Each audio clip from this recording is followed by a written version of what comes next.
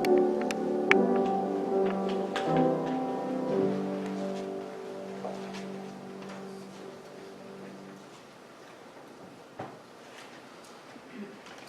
17일) 2021년입니다. 주의 아침에 우리 하나님께 예배를 드립니다. 몸이 불편하신 분들은 일어나지 않으셔도 됩니다. 함께 일어나셔서 묵상기도 드리겠습니다.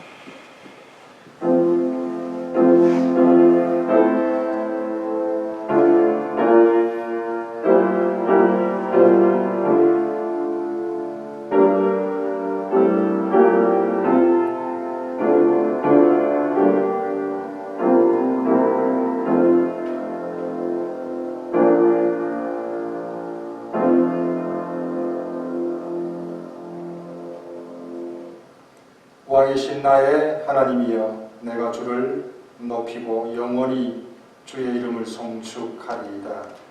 내가 날마다 주를 송축하며 영영히 주의 이름을 송축하리이다.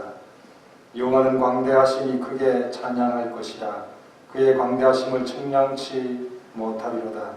대대로 주의 행사를 크게 칭송하며 주의 능한 일을 선포하리로다. 주의 존귀하고 영광스러운 위엄과 주의 기사를 나는 묵상하리이다. 거룩하신 우리 하나님을 오늘도 왕으로, 아버지로, 참되신 창조주로 고백하며 예배케 하여 주시니 감사합니다. 하나님의 형상으로 지으심을 받았기에 세상 어떤 만물보다 독특하고 놀라운 능력을 받았음에도 불구하고 저희들이 신적 성품에 참여하지 못한 것을 고백하고, 오늘도 거룩하신 하나님의 신의 성품에 참여하기를 소원하오니 저희 가운데 함께 하시옵고, 하나님께서 인간들에게 베풀어 주기를 원하시는 모든 아름답고 복된 성품의 잔치에 참여하는 복되고 아름다운 예배가 되게 하여 주옵소서. 아멘. 예수님의 이름으로 기원드리옵나이다. 아멘. 사도신경을 고백하겠습니다.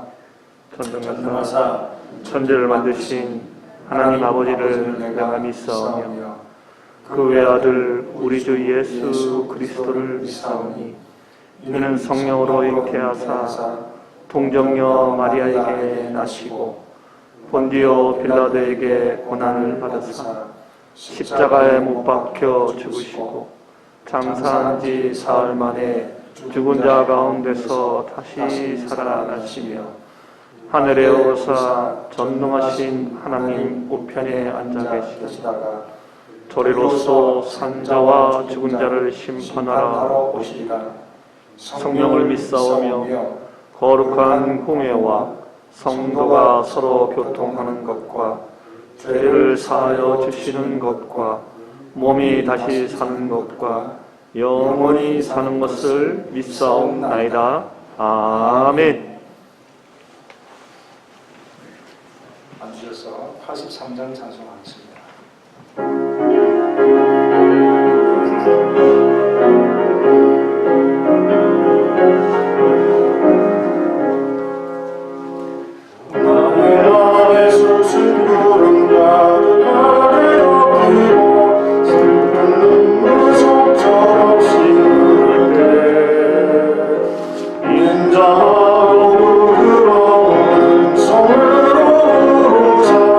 나를 미워하니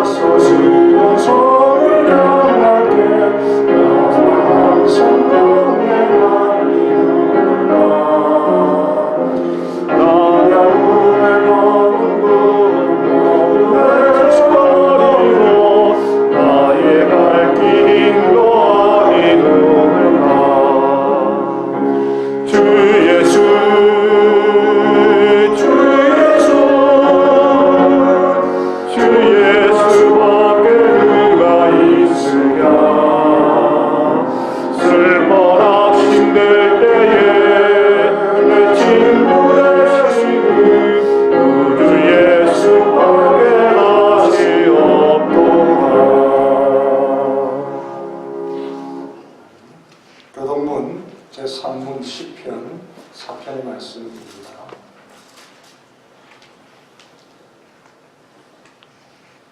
내 의의 하나님이여 내가 부를 때에 응답하소서. 곤란 중에 나를 너그럽게 하셨사오니 나를 긍휼히 여기사 나의 기도를 들으소서. 인생들아 어느 때까지 나의 영광을 변하여 욕되게 하며 허사를 쫓아 여호와께서 자기를 위하여 경건한 자를 택하신 줄 너희가 알지어다. 내가 부를 때 여호와께서 들으시리로다. 너희는 떨며 범죄치 말지어다. 자리에 누워 신중에 말하고 잠잠할지어다. 의의 제사를 드리고 여호와를 읊지어다. 여러 사람의 말이 우리에게 선을 보일 자 누구뇨 하오니 여호와의 주의 얼굴을 내게 비추소서. 주께서 내 마음에 두신 기쁨은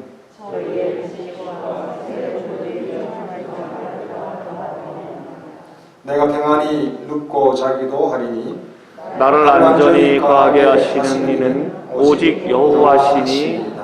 아멘. 아멘. 기도하십시다.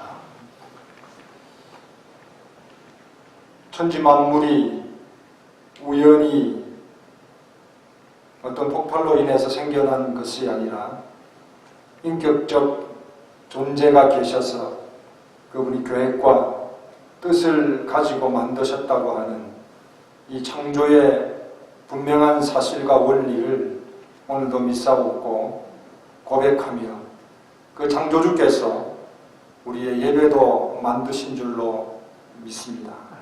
그 주님이 창조의 주님으로 예배의 주님으로 또 저희들의 아버지로 계시는 것을 믿사오고 그 주님을 향하여 우리의 마음과 뜻과 인격의 중심을 들여서 예배하기를 원합니다. 그 앞에 무릎을 꿇게 하시고 우리의 말을 그치고 하늘로부터 내려주시는 영적 교훈과 음성을 듣기를 원하오고 그것이 저희 인격 속에 분명하고 굳게 자리 잡게 하시기를 기대합니다. 분주하고 또 번잡한 세상 가운데 있어서 너무도 많은 말을 듣고 너무도 많은 소식이 저희들 가운데 또 있고 그래서 또 너무나 많은 말들을 하고 살아가지만 이 예배를 통해서 저희들의 말을 그치고 세상의 말을 듣는 것을 중단하고 하늘로부터 내려주시는 교훈과 은혜의 음성을 듣기를 원하옵나니 오늘 그 음성이 우리 가운데 들어오셔서 역사하시옵고 저희들 가운데 훈계하시옵고 저희들 가운데 위로하여 주시기를 이 시간도 기대하며 또 소원합니다. 불순종의 결과로 왔지만은 저희 인생들이 끊임없이 세상 속에서 이렇게 혹은 저렇게 나름 분투하며 살아오는 가운데 잊어버렸던 것들 저희들이 중단하고 들어야 되고 따라야 되는 것들을 오늘도 저희들에게 분명하게 가르쳐 주시고 다만 그야말로 단순하게 살아계신 하나님을 부르며 그의 음성을 기뻐하며 그의 음성을 듣기를 소원하는 복된 예배자가 될 수 있도록 도와주시옵소서. 저희들이 예배자가 되어지게 될 때에 저희들 속에서 저희들의 인격을 통해서 제대로 된 노래와 제대로 된 언어가 나올 수 있는 줄로 믿습니다. 오늘도 저희의 인격과 저희의 언어와 마음을 다스려 주시는 즐거움을 얻게 하여 주옵소서. 하나님께서 델라웨 사랑의 교회를 세워주시고 이 교회를 통해서 기독교 신앙 안에 들어와서 그 신앙이 주는 기쁨과 참된 세계 안으로 들어갈 수 있도록 은혜 베풀어 주신 것을 감사합니다. 그간에 참으로 많은 다양한 일들이 있었지만 변함없이 저희들을 지키시고 지금까지 인도해 주신 것을 감사합니다. 앞으로도 오고 오는 세월 가운데 우리 하나님께서 저희 교회를 눈동자와 같이 보호하여 주시옵고 저희가 바른 신앙 고백으로 그리고 참된 신앙의 삶으로 저희의 신앙생활을 할 수 있도록 우리 교회를 주께서 끝까지 견고하게 붙드시기를 기대합니다. 사랑의 교회 십자가 아래로 나오는 모든 자들에게 큰 위로와 소망을 더하여 주시옵고 주의 나라에 이를 때까지 저희들의 모든 일거수일투족을 주께로부터 지도받게 하시고 또 은혜로 저희들과 함께 하시는 것을 믿고 나가는 저희들이 되게 하여 주옵소서. 분주하고 번잡한 시대에 정점을 달리고 있는 것 같습니다.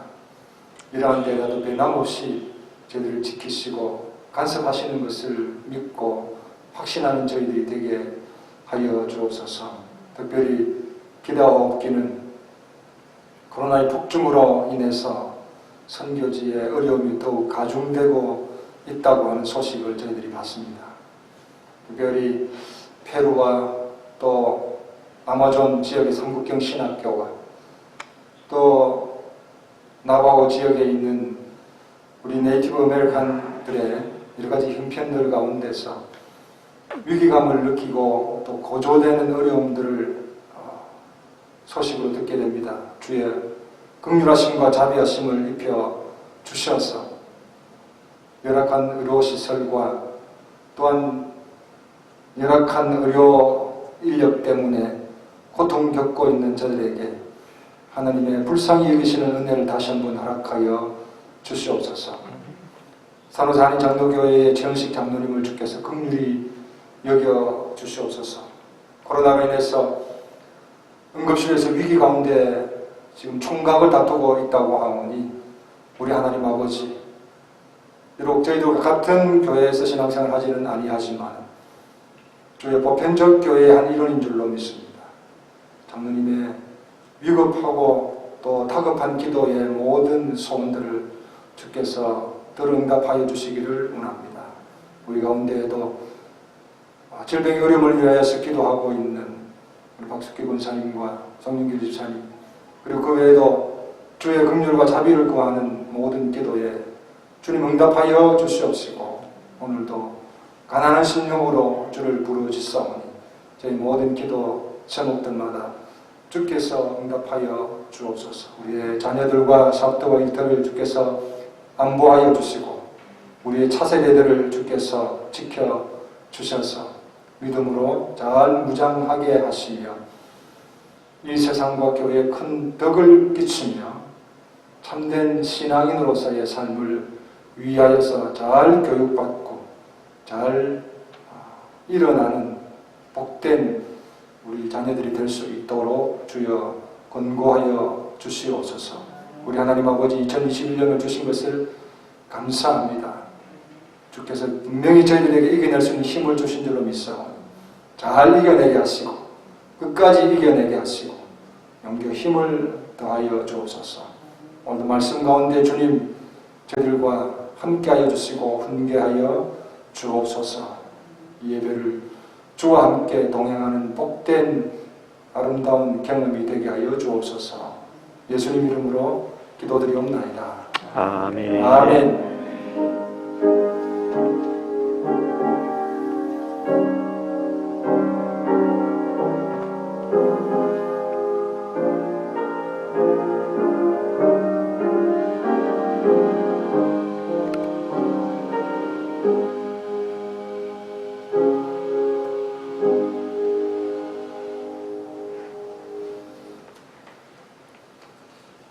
신약 성경 마가복음 6장 14절입니다.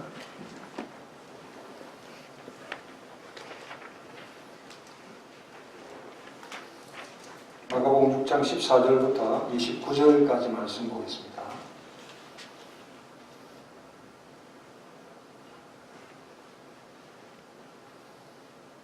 교독합니다. 이에 예수의 이름이 드러난지라 헤롯 왕이 듣고 가로되 이는 세례 요한이 죽은 자 가운데서 살아났도다. 그러므로 이런 능력이 그 속에서 운동하느니라 하고 어떤 이는 이가 엘리야라 하고 또 어떤 이는 이가 선지자니 옛 선지자 중에 하나에 같다 하되 헤롯은 듣고 가로되 내가 목배인 요한 그가 살아났다 하더라.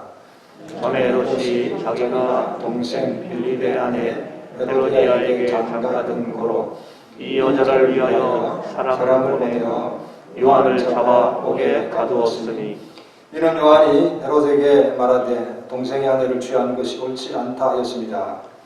헤로디아가 요한을 원수로 여겨 죽이고자 하였으되 하지 못한 것은 헤롯이 요한을 의롭고 거룩한 사람으로 알고 두려워하여 보호하며 또 그의 말을 들을 때에 크게 분민을 느끼면서도 달게 들음이러라. 마침 뒤에 좋은 날이 왔으니 곧 헤롯이 자기 생일에 대신들과 천부장들과 갈릴리의 귀인들로 더불어 잔치할세. 헤로디아의 딸이 신이 들어와 춤을 추어 헤롯과 및 함께 앉은 자들을 기쁘게 한지라. 왕이 그 여아에게 이르되 무엇이든지 너 원하는 것을 내게 구하라 내가 주리라 하고 또 맹세하되 무엇이든지 내가 내게 구하면 내 나라의 절반까지라도 주리라 하거늘. 저가 나가서 그 어미에게 말하되 내가 무엇을 구하리이까? 그 어미가 가로되 세례 요한의 머리를 구하라니. 저가 보도왕에게 급히 들어가 구하여 가로되 세례 요한의 머리를 소반에 담아 곧 내게 주기를 원하옵나이다 한데 왕이 심히 근심하나 자기의 맹세한 것과 그 앉은 자들을 인하여 저를 거절할 수 없는지라. 왕이 곧 시병 하나를 보내어 요한의 머리를 가져오라 명하니 그 사람이 나가 옥에서 요한을 목회하여 그 머리를 소반에 담아다가 여아에게 주니 여아가 이것을 그 어미에게 주니라. 요한의 제자들이 듣고 와서 시체를 가져다가 장사하니라. 아멘.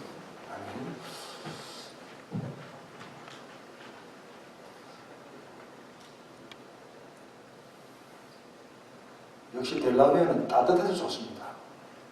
지금이 1월달인데 마치 5월달 같은 느낌이 들고 날이 너무 따뜻해서 참 좋습니다. 작년에도 아닙니다 목사님 이게 2월달 되고 3월달 되면 되게 추운 날이 있다고 그러시던데 안 그렇던데요. 뭐 올해도 모 장모님이 아니라고 2월달 되면 되게 추울 거라고 그렇게 하시던데 저는 뭐 춥기를 기다리고 있지만은 날이 너무 따뜻하고 참 좋습니다. 이 따뜻한 날처럼 우리들의 삶의 현장에 이런 참 좋은 일이 많이 있으면 좋겠습니다.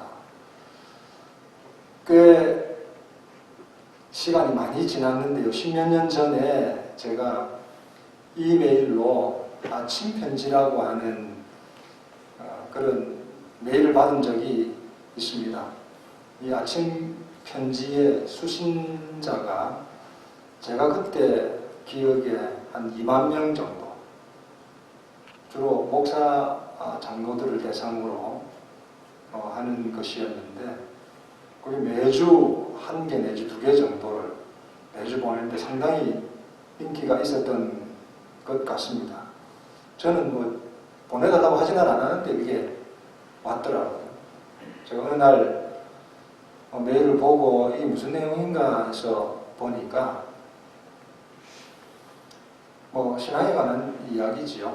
근데 그러면서 우리 기도해야 될 기도 제목들도 쭉 나오고 또 한국 교회를 향한 어떤 간절한 외침이다 뭐 이러면서 바울의 심정으로 바울 서신과 같이 이 서신을 보낸다 뭐 이렇게 되어 있는데요. 나아간 내용은 우리나라가 빨리 일어나서 선진국이 되고 세계를 주도하는 그런 초강국이 되기를 뭐 위해서 기도하기도 하고, 또 그 밑에 보면 선교사를 세계에서 제일 많이 보내는 나라가 되게 해달라 기도하고 뭐 이런 것들이 쭉 있더라고요.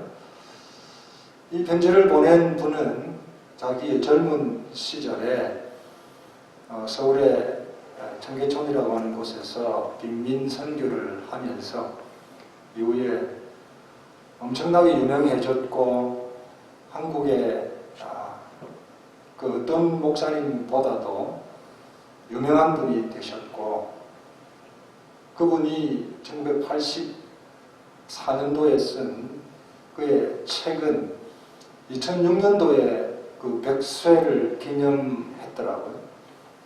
어떤 책을 써서 100쇄를 찍는다, 이건 뭐 굉장한 베스트셀러인데 그게 2006년도 일이니까 거의 얼마나 더 많이 찍었는지 모르겠습니다. 그분이 LA나 뉴욕 같은 데 와서 성경강좌, 둘의 성경강좌라는 것을 한번 하면 뭐 적게는 수만 불, 많게는 수십만 불의 헌금이 거두어지는 대단히 파워풀하고 인기가 있는 분이었습니다. 그런데 그분이 그렇게 아침 편지를 보낸 것을 저는 한 번 받아보고 그 다음에는 수신 거부를 했습니다. 그분이 말한 것이 다 틀린 것은 아니로되 이것이 과연 기독교 신앙이 가르치는 본래적인 원칙이거나 원리이겠는가 라고 하는 것에 대해서 저는 의구심이 있었기 때문입니다. 지금도 그 의구심이 풀리지는 않았습니다. 여러분, 교회 안에 다양한 사람들이 찾아올 수 있습니다. 죄인도 찾아오고요. 권력자도 나올 수 있습니다. 무식한 사람도 나올 수 있고, 또 엄청난 학식을 가지고 있는 분들도 나올 수 있습니다. 그러나 우리 교회의 목표나 자랑이 우리 교회가 세계를 선도하고 대한민국이 세계의 초인류 국가가 되는 것이 우리에게 참 좋은 일이고 기대가 되는 바이기는 하겠으나, 이것이 우리 교회의 목표이거나 신앙의 목표일 수 있는가 라고 하는 겁니다. 여기에는 조금 더 설명이 필요하고 여러분들이 오해하실 수 있는 포인트도 사실은 있습니다. 그러면 교회는 늘 그냥 그저 그런 삶을 늘 살아야 되냐, 뭔가 발전하고 도전하고 뭔가 정점에 이르는 것은 그런 것은 좋은 것이 아니라는 것이냐 라고 하는 오해가 있을 수 있습니다. 목회자에게 있어서 가장 중요한 목회 활동이 뭐냐, 보통 설교, 기도 이런 이야기를 많이 하시잖아요. 물론 그것도 중요한데, 저도 길지도 짧지도 않은 교육 생활을 해보니까 목회자에게 있어서 가장 중요한 것 중에 하나가 저는 신방이라고 생각을 합니다. 신방을 통해서 삶을 이해를 하게 되고, 또 교인들의 형편과 다양한 입장들에 대해서 이해할 수 있는 가장 중요한 활동이 바로 신방이라고 저는 믿기 때문인데요. 이제 신방을 가서 보통 기도를 하지 않습니까? 제가 가서 신방을 할 때 그 집에 자녀들 혹은 손들이 있을 때에 제가 그렇게 기도합니다. 건강하기를 위해서 기도하고, 아이들이 슬기롭게 자라기를 위해서 기도하고, 공부 잘하기를 위해서 기도하고, 좋은 학교 가기를 위해서 기도하고. 제가 목회 활동을 통해서 그렇게 하지만, 저는 설교를 통해서 건강하게 되는 것만이, 좋은 학교 가는 것만이, 세상에서 사람들이 성공이라고 말하는 것에 도달하는 것이 그게 우리 신앙의 목표라고 저는 한 번도 설교한 적이 없고, 또 앞으로도 저는 그렇게 설교하지 않을 생각입니다. 우리가 선하고 좋은 마음으로, 다른 사람에게 축복의 마음으로 혹은 축복의 이야기를 할 수 있습니다. 그러나 그것이 기독교 신앙의 근본적인 것인가? 이 세상 혹은 사람들이 기대하고 가지고 싶어하고 원하는 것들에 도달하는 것이 우리 기독교 신앙의 목표인가? 우리가 도달하고자 하는 지점인가? 라고 하는 것에 대해서는 우리가 다시 한번 재고를 해볼 필요가 있습니다. 누구라도 건강하기를 원하고 누구라도 공부 잘하기를 원하고 누구라도 비즈니스 성공하기를 원하고 또 좋은 학위를 많이 받으면 좋겠습니다. 그렇게 해서 우리의 삶이 개선되어지면 참 좋겠습니다. 여러분들이 하시는 비즈니스가 늘 저는 잘 되기를 위해서 매일 기도하고 있습니다. 그러나 이것이 우리에게 신앙의 최종 목적점이 되어서는 곤란하겠다. 우리가 세상에서 부자가 되는 것이 혹은 사람들에게 칭송받는 학자가 되는 것이 참 좋은 일이로되 이것이 우리에게 최종 목적일 수는 없다. 기독교 신앙의 목표점이 그것일 수는 없다라고 하는 것입니다. 좁혀서 이야기하면 기독교 신앙의 삶의 모습과 기독교 신앙의 최종적인 삶의 목표점, 도달점이 무엇인가는 우리가 지혜롭게 구분해낼 수가 있어야 된다라고 하는 것입니다. 오늘 저는 이 세례요한이라고 하는 이 놀라운 능력의 사람, 독특한 한 사람의 어이없는 죽음을 다루고 있는 본문을 보면서 이걸 도대체 우리 성도들과 함께 어떻게 이 무거운 이 본문의 의미를 살펴볼 것인가 참 고민이 되었습니다. 세례요한은 어떤 사람입니까? 첫째는 예수님의 6살 사촌형입니다. 그리고 그의 아버지는 사가랴라고 하는 제사장이었죠. 이 아버지 사가랴에게는 특별한 경험이 있습니다. 나이 많아서 아들을 얻는다라고 하는 것을 믿지 않았다가 아들이 날 때까지, 탄생할 때까지 말을 못하게 되는 그런 어이없는 경험도 하게 되었죠.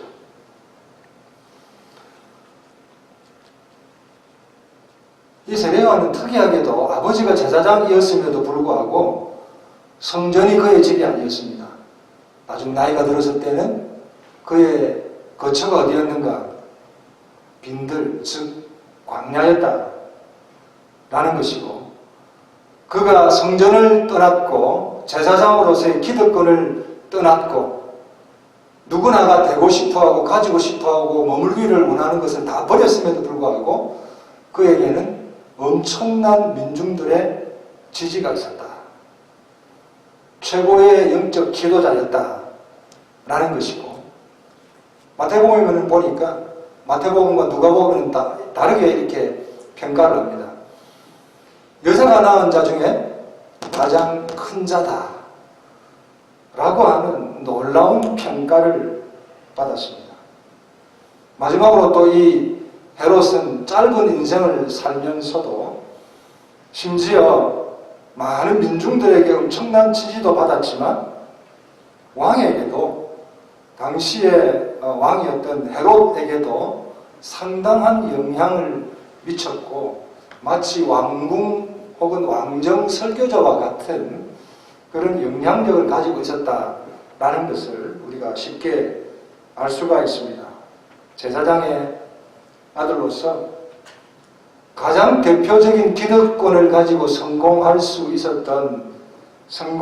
삶을 살 수 있었던 사람이었습니다. 누구라도 도달하고 싶어 하는 외적인 조건들을 다 갖추고 있었던 사람이지요.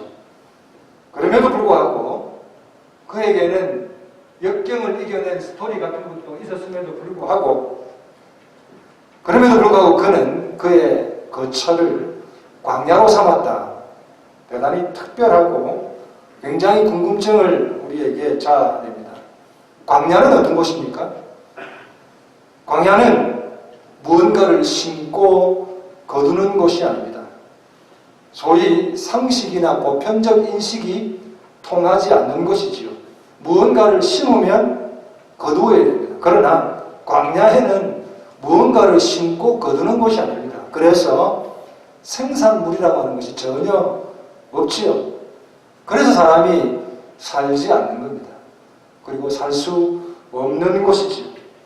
사람들이 원하는 것이 생성되는 것이 아닙니다. 여기서는 무언가를 프로모션하고 무언가를 붐업할 수 있는 그런 기본적인 요건이 전혀 갖추어져 있지 않는 것입니다. 다만 광야에서 기대하는 것은 어떤 것이냐? 아주 조금밖에 오지는 않지만 하늘로부터 내리는 비 정도가 겨우 광야에서는 기대하고 꿈꾸는 것이다 라고 하는 것이죠. 세례요한은 광야에 있었습니다. 그러나 왕궁에 있는 사람이 이 광야에 있었던 이 사람을 어떻게 되었습니까? 오늘 성경에 보니까 왕궁에 있는 이 왕이 광야에 있는 이 세례요한을 두려워하였다. 왜 두려워했습니까? 오늘 성경 본문에도 정확하게 나와 있습니다. 의롭고 거룩한 사람이었기에 그 사람을 두려워했다. 힘과 권력 그리고 철학이 지배했던 그 당시에 그 사람들이 적어도 두렵고 또 겁을 내거나 조심스러워하거나 혹은 환호의 박수를 보내야 되는 어떤 대상이 되려면 정치적 권력을 갖고 있든지 아니면 당시에 1세기의 지중해 지역의 사회들을 완전히 지배하고 있었던 철학적 학식을 많이 가지고 있든지 뭐 아니면 엄청난 무공을 갖고 있든지 그렇게 한 사람이어야 사람들이 두려워하겠지요. 그러나 세례요한은 메뚜기와 석청을 먹고 두 벌 옷을 가지고 있지 않았던 사람입니다. 광야에 물이 별로 없잖아요. 거의 없죠. 그래서 아마 이건 뭐 학자들이 공부하다가 나중에 안 되니까 엄한 걸 다 이게 찾아내는데요. 세례요한은 더럽기 짝이 없었을 거다 이렇게 봅니다. 냄새가 많이 났을 거다. 심지어 이렇게까지 연구를 한 학자도 있습니다. 당연하겠죠. 물이 없으니 씻을 수가 없는 겁니다. 제가 중동 사람들 별로 안 만나봐서 모르겠지만 뭐 백인들이나 중동 사람들이나 우리보다 몸에 냄새가 훨씬 많이 나는 그런 체질을 갖고 있잖아요. 그렇게 볼 정도의 사람이었습니다. 그러나 모든 것을 다 갖추고 있고 먹을 것과 또 자는 것과 인간이라면 누구라도 기본적으로 혹은 누구라도 많이 가지고 싶어하는 것이 다 있는 왕궁에 있는 이 왕이 세례요한을 두려워했다. 굉장히 흥미로운 일입니다. 그러나 결국 이 헤롯의 두려움은 큰 의미가 없었죠. 세례요한의 이야기를 들을 때는 좀 달겨들었고 마음의 가책도 있기는 했으나 결국은 그는 실패한 인생으로 끝이 나게 됩니다. 성경에는 헤롯이 여러 명 나오는데요. 헤롯이 라스네임이다 보니까 그냥 계속 헤롯으로 나옵니다. 그런데 오늘 여기에 나오는 이 헤롯은 헤롯 안티바라고 하는 사람인데 이 헤롯의 집안 가계도가 너무 막장이라서 이게 여러분 그림을 보고 제가 간단하게 다시 한번 설명을 드리겠습니다. 잘 보이십니까?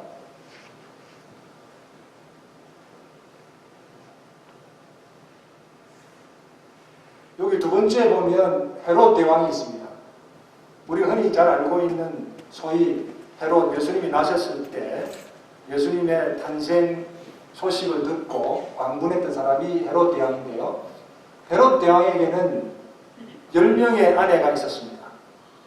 10명의 부인이 있었는데 그 10명의 부인 가운데 이 네 번째로 되어 있는 말다케라고 하는 이 여인이 있었습니다. 이 왕비에게서 누가 나오냐면 헤롯 아켈라오와 오늘 성경에 나오는 헤롯 안디바가 있습니다. 이 둘은 동복 형제이고요. 그 다음에 클레오파트라는 그 당시에 아주 일반적으로 흔히 많이 쓰는 이름이었습니다. 우리가 알고 있는 이집트의 에티오피아의 클레오파트라하고는 좀 다르죠. 그 사람에게는 또 빌립 2세라고 하는 또 이복 형제가 있었는데요. 빌립 2세라고 하는 이유는 뭐냐면 마리암네 2세라고 하는 왕대에서 난 아들이 헤롯 빌립 1세가 있습니다. 자, 여기서부터 이게 좀 잘 보셔야 되는데, 그래서 그렇게 좋은 이름은 아니지만, 이 헤롯 대왕의 아들 빌립 1세의 딸이 누구냐면 이 헤로디아입니다. 그러니까 이 헤로디아, 오늘 헤로디아하고 헤롯 안디바하고는 어떤 관계입니까? 나중에 헤롯 안디바가 헤로디아를 부인으로 삼게 되죠. 그러나 원래는 이게 누구냐면 빌립 1세의 아내죠. 그러니까 동생의 아내, 제수가 됩니다. 그리고 이 헤로디아하고 빌립 1세하고 헤로디아 사이에 살로메가 나오게 됩니다. 근데 정말 이게 막장인 것은 헤로디아가 누구의 딸이냐 하면 아리스토블루스라고 하는 헤롯 아리스토블루스라고 하는 사람의 딸입니다. 그러니까 빌립 1세가 누구하고 결혼했나요? 조카하고 결혼한 겁니다. 그런데 또 다른 삼촌인 헤롯 안디바가 이 조카인 헤로디아를 제수이면서 조카인 거죠. 제수씨이면서 조카인 헤로디아를 빼앗아서 결혼을 했습니다. 그리고 이 빌립 1세하고 헤로디아 사이에 난 딸이 살로메죠. 그러니까 이 살로메는 나중에 누구하고 결혼을 하게 되느냐 하면 작은 할아버지하고 결혼합니다. 뭐 이거 이제 지나고 나면 여러분 사실은 다 까먹게 되어 있습니다만 자관 우리나라 아침 막장 드라마 저리 가랍니다. 다시 말씀을 드리면 헤로디아는 조카이면서 제수이면서 시아주버님하고 결혼한 거예요.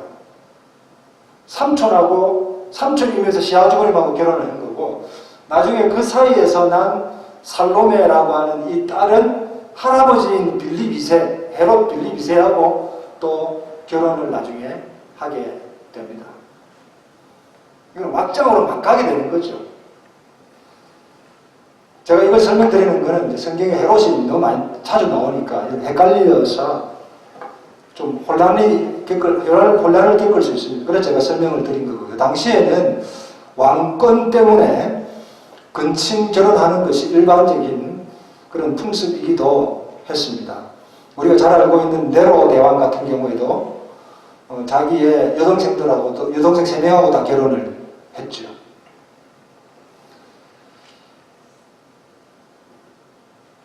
그래서 이 근친 결혼하는 것이 당시의 풍습이라든지 윤리에서 보면 크게 어긋난 것도 아닙니다. 그럼에도 불구하고 세례 요한은 이 헤롯 안디바에 대해서 그렇게 하면 안 된다라고 추궁을 하고 야단을 치게 됩니다. 이런 것들 때문에 결국은 헤로디아가 자기 딸이었던 살로메하고 소위 말하는 협잡을 해서 세례 요한을 결국은 허무하게 죽게 만들지요. 도대체 왕이라고 하는 존재는 어떤 존재여야 되는 겁니까? 왕이라고 하는 존재는 백성을 살리는 존재가 되어야 되죠. 백성을 평안케 해야 되고 백성을 보호해야 되는 존재입니다.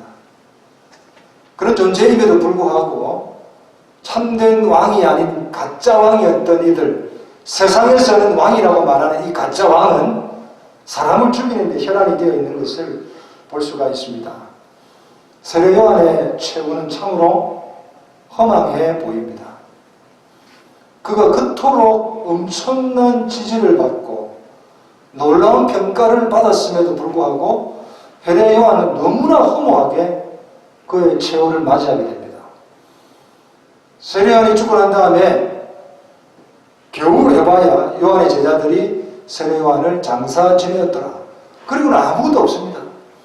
뭐 예수님이 같이 슬퍼했다든지 온 민중들이 이것 때문에 폭동을 일으켰다든지 뭐 이렇게 돼야 정상일 것 같은데 전혀 그렇지 않고 그냥 성경에서는 요한의 제자들이 장사 지냈더라.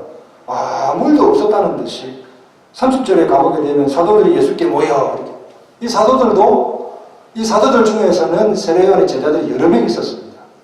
그럼에도 불구하고 자기의 스승이 저렇게 목배임을 당했음에도 불구하고 이것에 대해서 별로 혹은 전혀 언급을 하고 있지 않는 것을 볼 수가 있습니다. 이것은 여러분 두 가지로 볼 수 있습니다. 하나는 진짜 아무 일이 없었을 수도 있고 그 다음에는 세례요한에 대해서 슬퍼하거나 애통해하거나 조문이 상당히 많이 있었음에도 불구하고 성경이 기록을 안 했을 수도 있습니다.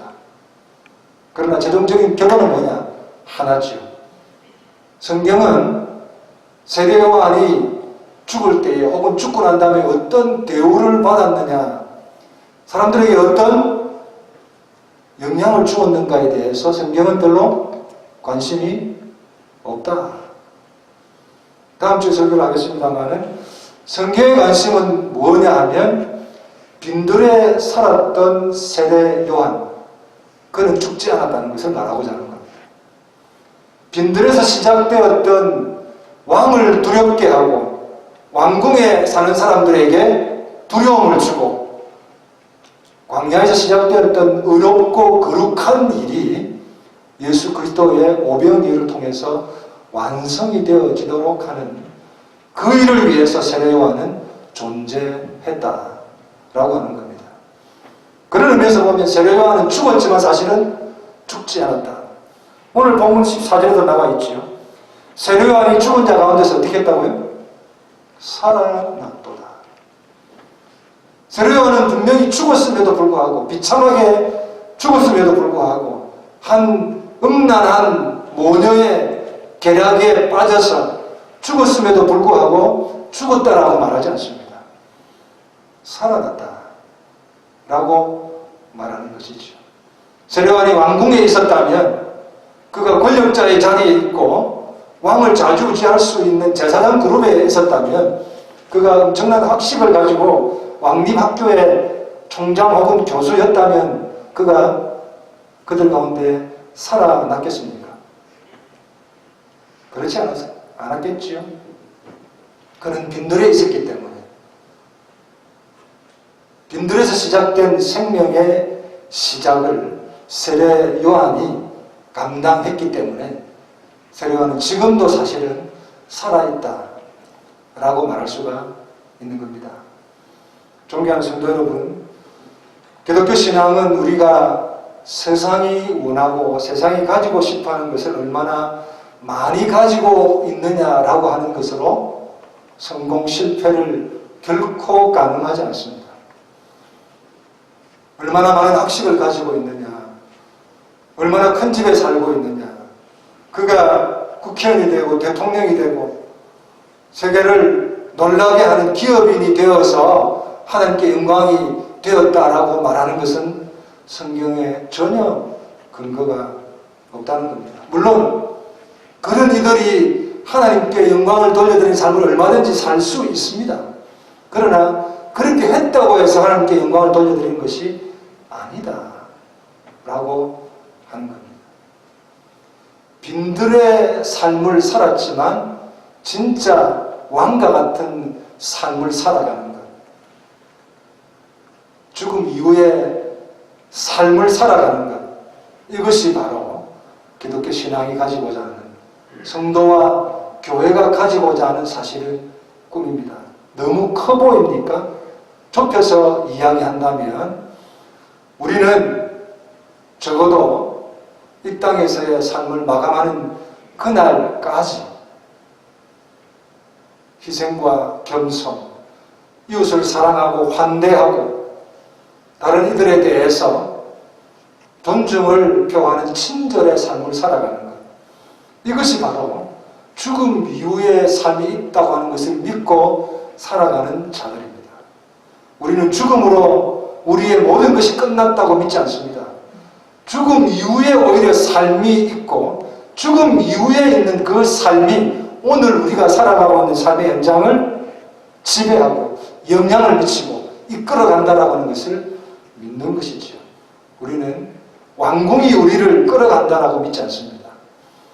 광야에 살고 있다고 할지라도 내려지는 비 한 방울만이 유일한 기대라고 말할 수 있는 광야에 있다고 할지라도 광야에서 들려지는 하늘의 단비, 하늘의 음성이 우리로 하여금 왕궁에 있는 사람들보다 더 왕으로 살아가게 하는 참되고 유일한 근원이 될 수 있다라고 믿습니다.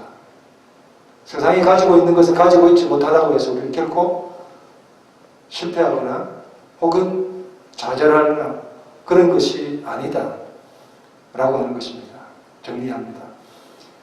죽음 이후의 삶이 오늘의 삶을 지배한다라고 하는 이것을 조금 어려운 말로 하면 종말론적인 삶이라고 이야기를 합니다.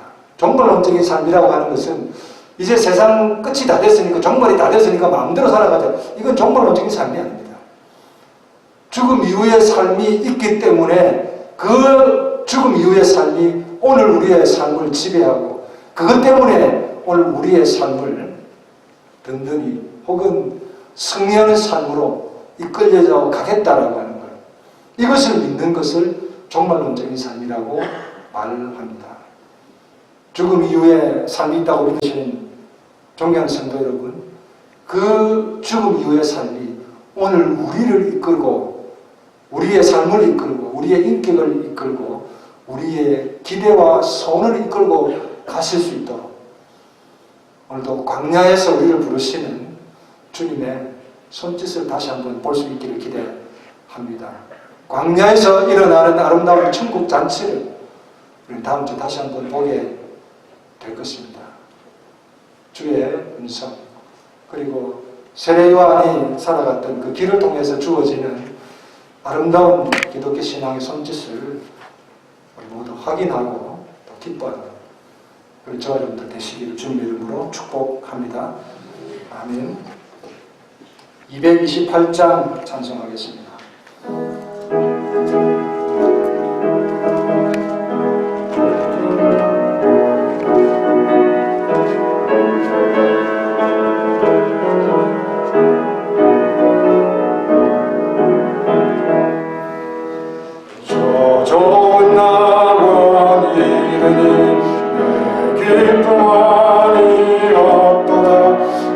세상 주는 일리가 화창한 봄날 되도다.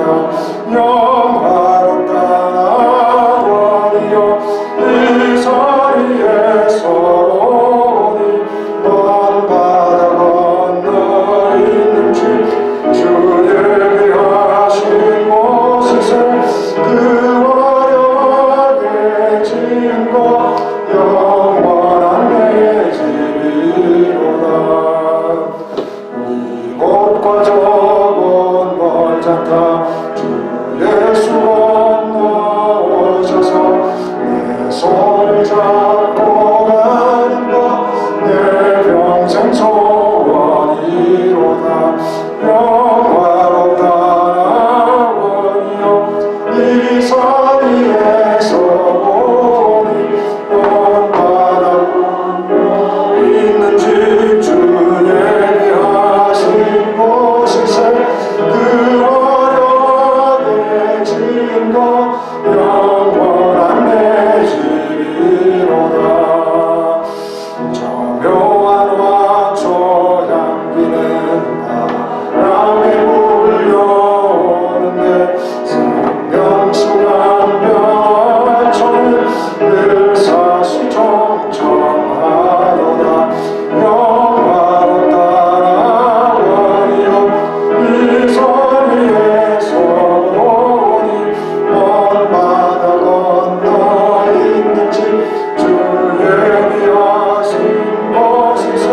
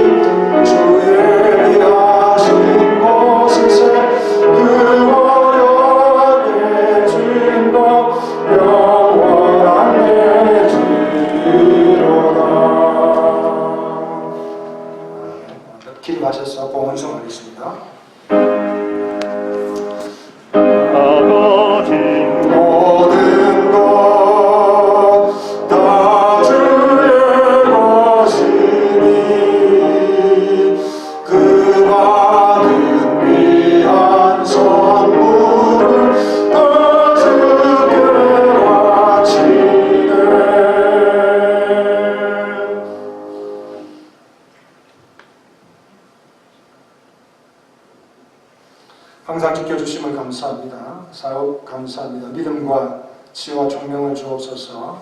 아들 데니엘 생일을 감사합니다. 사업 감사합니다. 주님 사랑합니다. 검사에 감사합니다.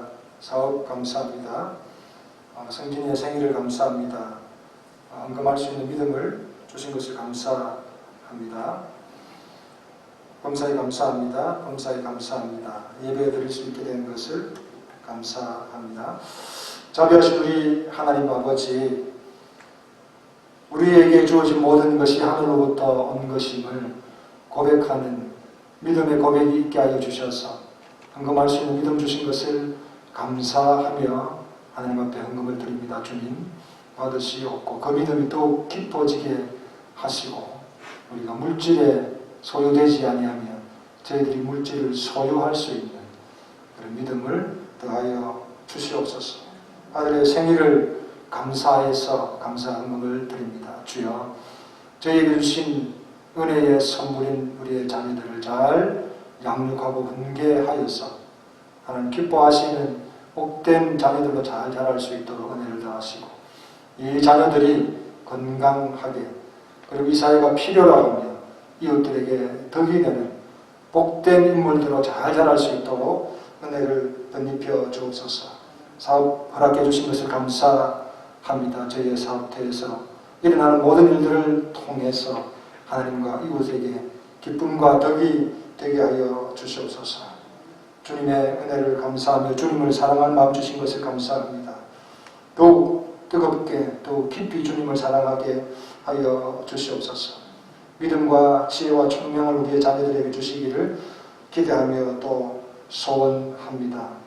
우리 하나님께 주신 귀한 선물들을 최선을 다해서 주의 교양 공개로 잘 양육하게 하시며 이들이 자라는 것을 통해서 교회의 기쁨이 되게 하시고 많은 이들에게 아름다운 덕이 될 수 있도록 도와주시옵고 저희들에게 예배의 아름답고 복된 기회를 주신 것을 다시 한번 감사합니다. 모든 감사의 제목들마다 우리 하나님 기뻐 받으시옵소서. 11조와 모든 헌물이 하나님께서 은혜를 더하여 주시옵고 우리의 일터와 사업터에 우리 하나님께서 베푸시는 은혜가 크게 하셔서 새벽 일찍 나가고 밤늦게 들어온다 할지라도 주께서 돌보지 아니하시면 허사라고 하셨사오니 이 말씀을 믿습니다. 주님 함께하여 주시옵시고 헌금을 통해서 하나님의 기뻐하심이 드러나게 하여 주옵소서. 예수님 이름으로 기도드리옵나이다. 아멘.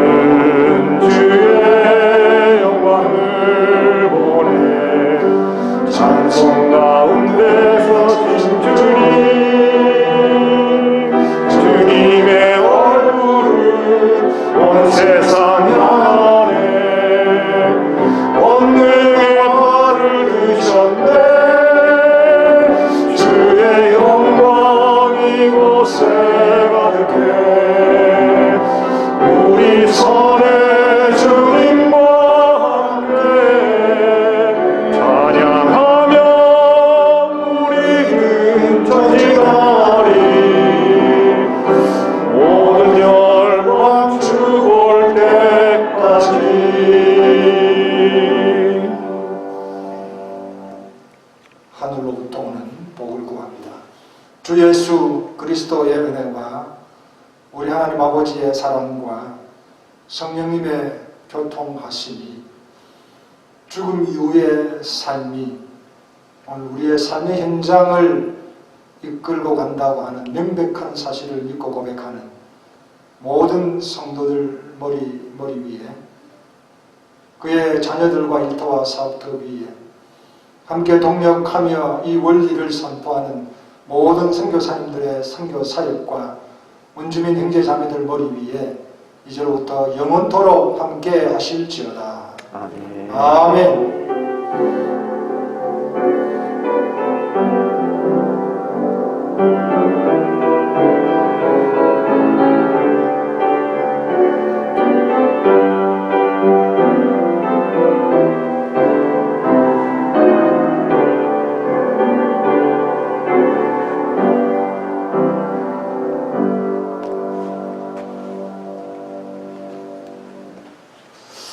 감사합니다.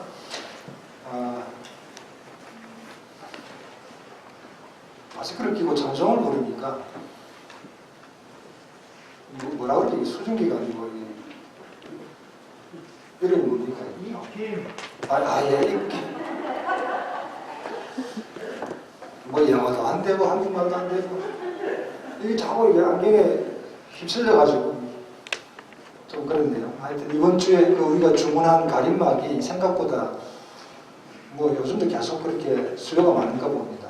그래서 일찍 주문했는데도 이번 주까지 도달하는데 아마 이번 주 중에 화요일 수요일 중에 도착한다고 하는데 그때가 되면 좀 안 나아지겠나 싶습니다. 제가 대표기도 가운데 좀 말씀을 드려서 여러분 놀라신 분 계실지도 모르겠습니다. 그 산호세 한인장로교회 우리 교단교회인데 그 최은식 장로님이라고 은퇴 장로님 계시는데 지난 토요일날 입원하셔서 굉장히 위기 응급실에 들어가셨는데 24시간 넘기기 힘들다라고 하는 그런 의료진의 그걸 받으신 모양입니다. 그래서 전 우리 교단 산하의 교회들에게 기도 지원을 요청해 왔는데요.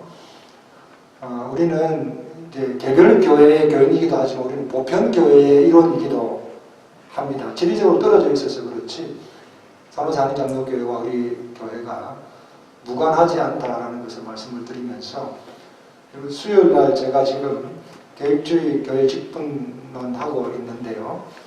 이 지난주에 있었던 교회론에 대해서 여러분 공부하셨으면 보편적 교회론에 대해서 이해가 잘 되셨을 겁니다. 그리고 우리 중직자뿐 아니라 우리 모든 교우들이 우리 개혁주의 교회의 직분론에 대해서 한 번쯤은 공부할 필요가 있겠다 싶어서 지금 수요 성경 공부 시간에 하고 있는데요. 여러분 조금 관심을 가지고 함께 좀 공부할 수 있는 시간이 되었으면 좋겠습니다. 그리고 지난 주간에 지영범 한흥강 양성직 선교사님에게서 특별히 안부 인사가 왔고요.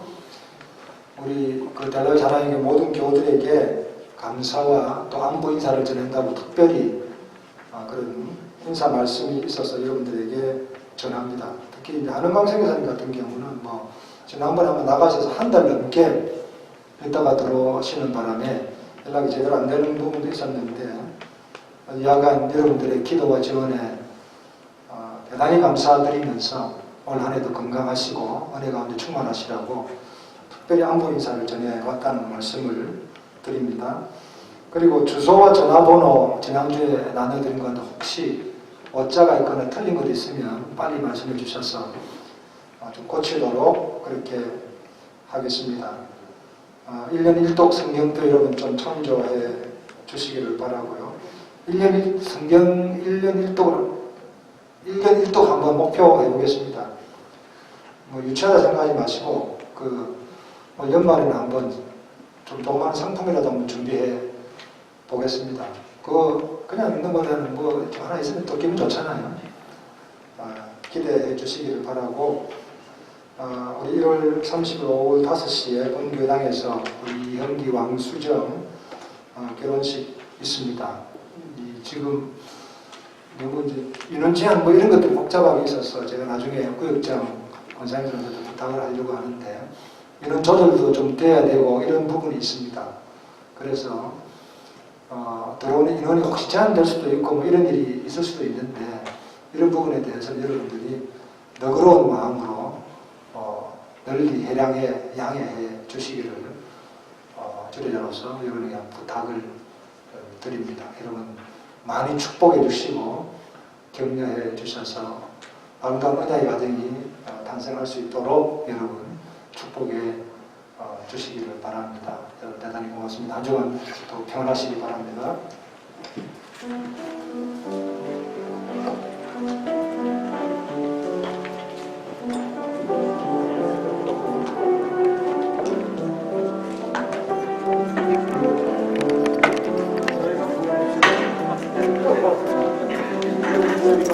하나님의 구약에서 상당히 진검하십니다.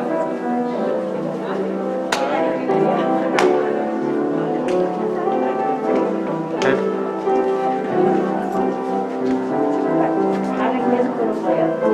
다른 세상에서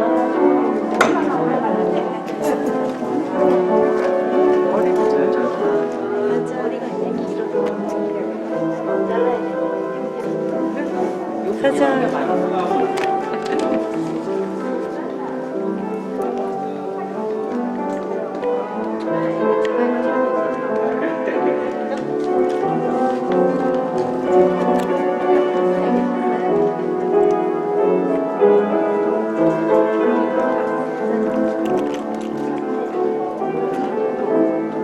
아니, 안 가지. 이제 생각해서. 쉴 때 쉬시고.